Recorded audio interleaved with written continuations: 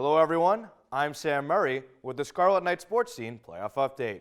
It's that time of year where the cold starts to recede and the weather starts to get a little warmer, and that can be attributed to the North Andover Scarlet Knights playoff action heating things up.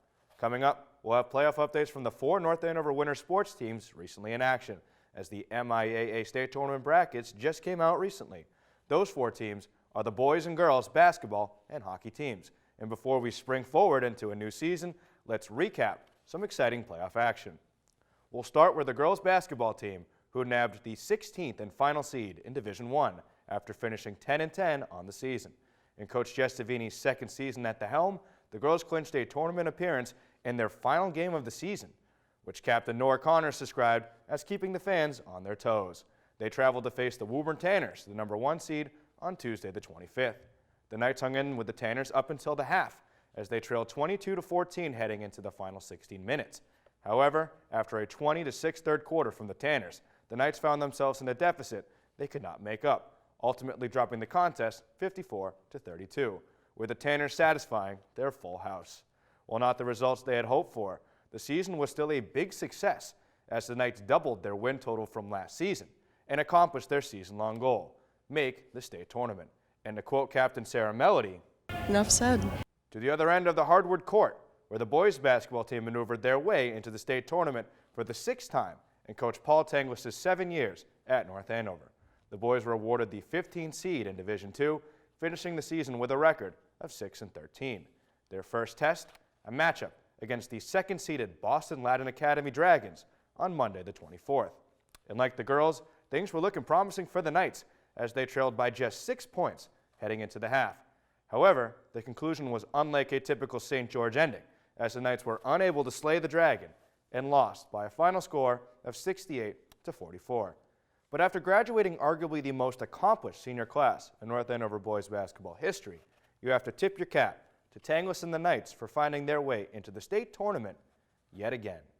Speaking of seasons worthy of congratulations, the HPNA combined girls varsity hockey team recently finished up their season, a season of historic proportions.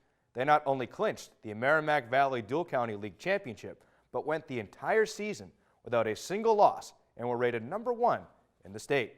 The top-seeded Hillies took to their home ice to face the number 32 seed, the Hingham Harbor Women.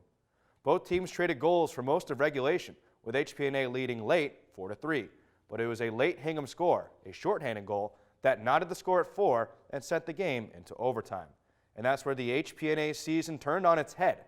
At 1:54 of overtime, Hingham's Piper Jordan put the puck between the pipes, and Hingham had themselves the upset win on the road. Hillies captains Hannah Keating and Eliana Kane each scored 2 goals, but the top-rated team now sees their season end at 18-1-2. Hingham will travel to Bourne to face Duxbury, as the championship picture has now been blown wide open. As far as the boys varsity hockey team goes, they went into the Division II North tournament as the number 6 seed, finishing their season with a record of 12-3-6. They went to Woburn to face the 11th-seeded Linfield. A handful of goals helped propel the North Andover boys to a 5-2 victory, and the Knights got goals from TJ Fredo, Thomas Doherty, Jack Rowe, Nick Harold, and Adam Hines. Next up on the docket, a Friday night matchup against the 3rd-seeded Tewksbury Redmen. These two teams have already met twice this season, and the Knights have had the better outcome with a 5-2 early season win and a 2-2 tie later on. So even though Tewksbury was the higher seed, North Andover certainly looked good going into this game at the Chelmsford Forum. Jack Rowe and Andrew Perry scored the first 2 goals for the Knights, but each time the Knights scored, the Redmen came back and tied it. But then, with 4:42 left in regulation, Jimmy Boyle netted another North Andover go-ahead goal, and from there, the Knights' defense and goaltender Patrick Green held Tewksbury at bay by a final score of 3-2. Knights win, Knights advance.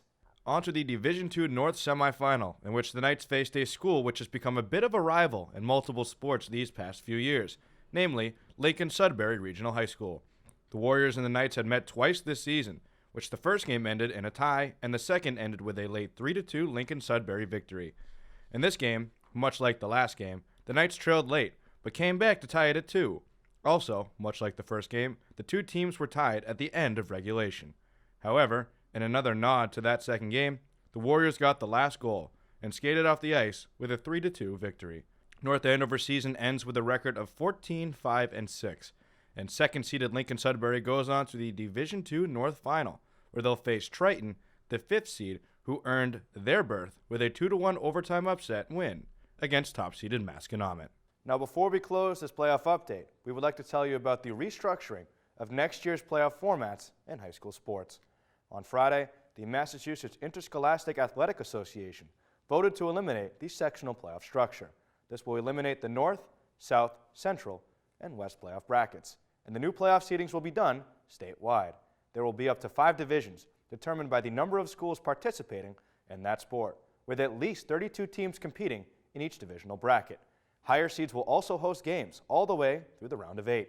That means a team from Western Mass could face a team from Cape Cod in the first round, and so on. Another change will involve the seeding of teams, as that will now be determined by the CBS Sports Service Max Preps. The Max Prep seeding formula will take into account several factors in rating each team, with strengths of schedule and scoring margins seeming to be the biggest and most controversial.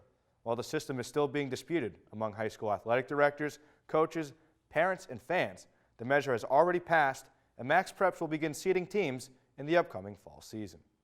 Stay tuned for more updates as the winter tournaments play out. With this Scarlet Knight Sports Team Playoff Update, I'm Sam Murray, and thanks for watching.